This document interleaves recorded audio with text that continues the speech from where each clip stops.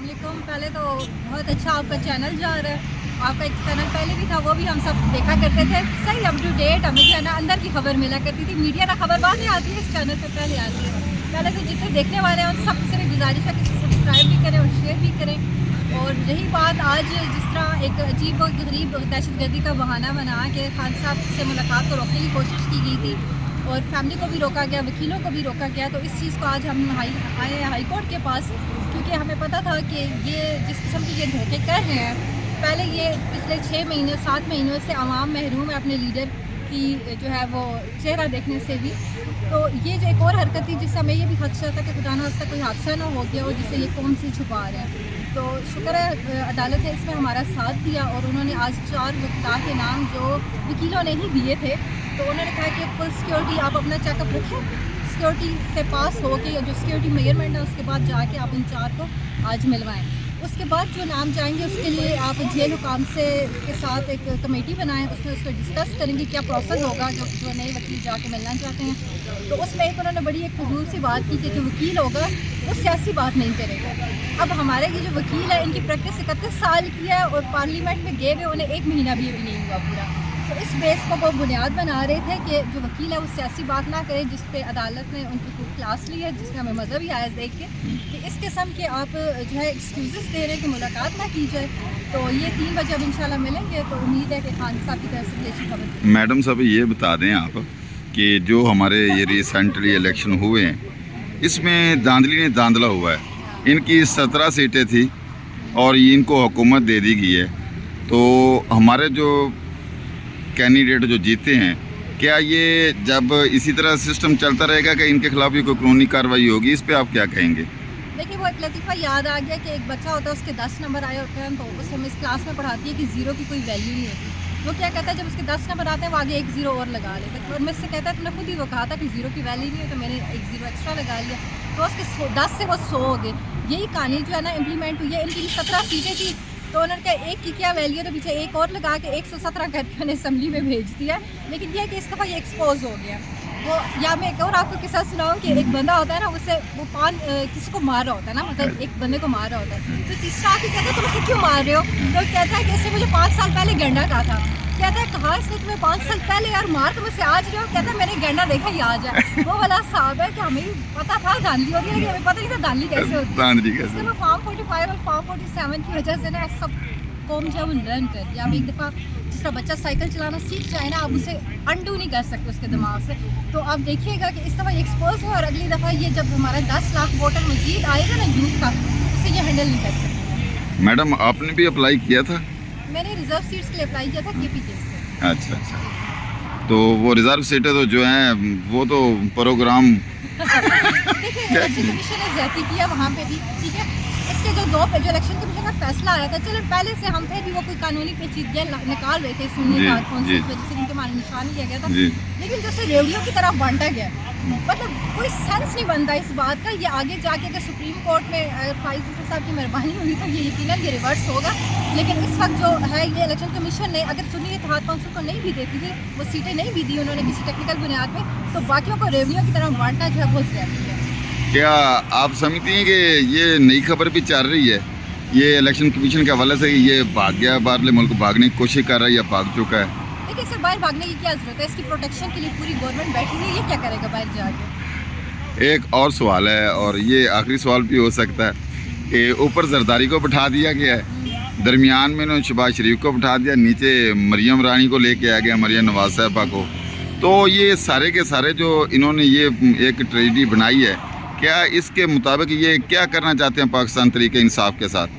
खान को ये निकालने का इनका इरादा तो नहीं है किसी सूरत लग रहा है? नहीं, खान साहब को के लिए आसानी हो गया कि उन्हें जो है ना एक ही बॉल पे 3 विकेट गिरा दी। वो कैसे गिराई हैं ये भी बता दें, कैसे विकेट गिराई हैं? मेरी बात सुनिए, पहली बात ये कि खान साहब के साथ ना अवाम है और अवाम एक ऐसी पावर है कि आप उसकी लास्ट रैली हुई है संडे को, आप इसमें ही देख लें कि सारी फैमिली, सारे बच्चे बड़े सारे के सारे कैपिटल में मौजूद थे।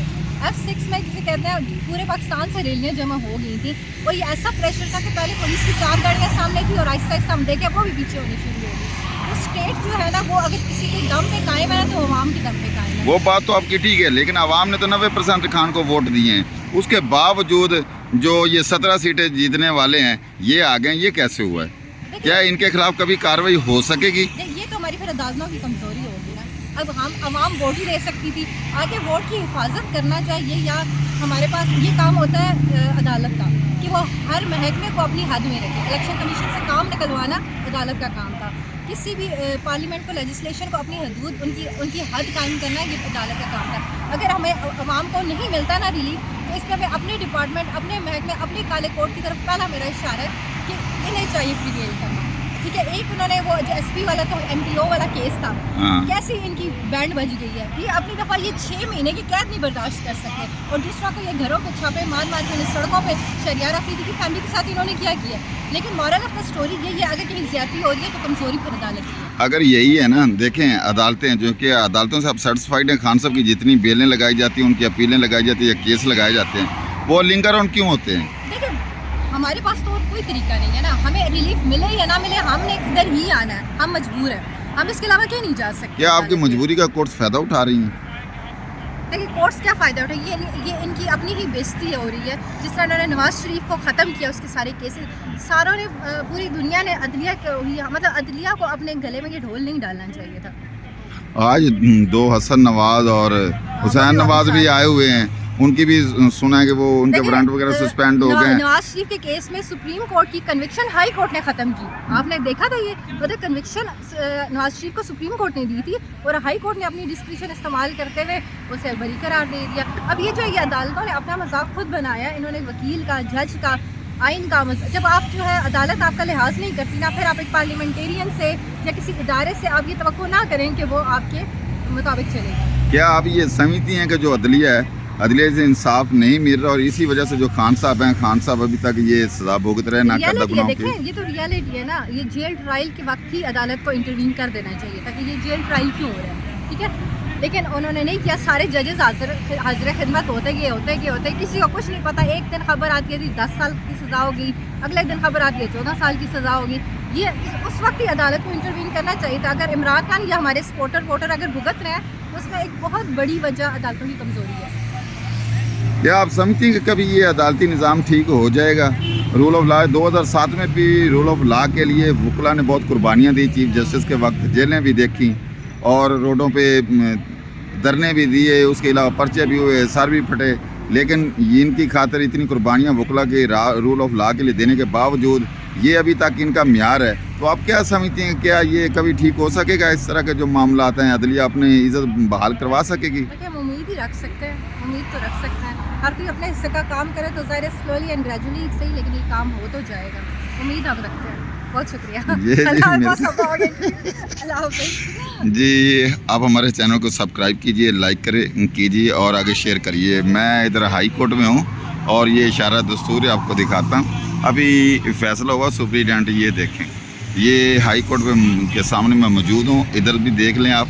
तो आपको इस चैनल पे हर वक्त जो भी अदालती प्रोसीडिंग होगी PTI के हवाले से, इमरान खान के हवाले से या उनके वर्करों के हवाले से, वो आपको इसको मिलती रहेगी। सुप्रीम कोर्ट की, हाई कोर्ट की, प्लस ये डिस्ट्रिक्ट कोर्ट की जितने भी केसेस हैं, सारों के हवाले से आपको खबरें मिलती रहेंगी, ताकि आप हमारे साथ राब्ते में रहें। सबसे पहले हमारा जो चैनल, इसे सब्सक्राइब कीजिए, लाइक कीजिए और आगे शेयर भी कीजिए। शुक्रिया सर।